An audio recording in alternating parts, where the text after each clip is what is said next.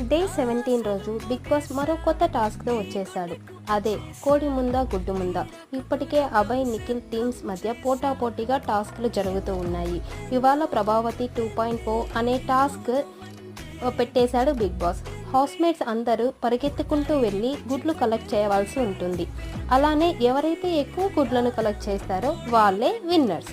ఈ టాస్క్లో ఆదిత్య పృథ్వీ మధ్య గొడవ జరుగుతుంది. శక్తి టీంలో పృథ్వీ నిఖిల్ మాత్రమే ఉన్నారు. నిఖిల్ ఏమో గుడ్లు కలెక్ట్ చేసే పనిలో ఉన్నారు.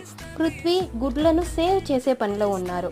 సో కాంతారా టీం పృథ్వీని టార్గెట్ చేస్తూ ఎగ్స్ని దొంగతనం చేస్తూ ఉన్నారు. ఇక మొత్తానికి బిగ్ బాస్ టాస్క్ ఫినిష్ చేయమని అనౌన్స్మెంట్ ఇచ్చేశారు. నిఖిల్ టీం విన్నర్ అయ్యారు. దాంతో శక్తి టీంకి కాంతారా టీంలో ఒక పర్సన్ని ఎలిమినేట్ చేసే పవర్ బిగ్ బాస్ ఇచ్చేశాడు. పాపం మణికంఠని నిఖిల్ టీం సెలెక్ట్ చేయగా తను చాలా ఫీల్ అయ్యారు.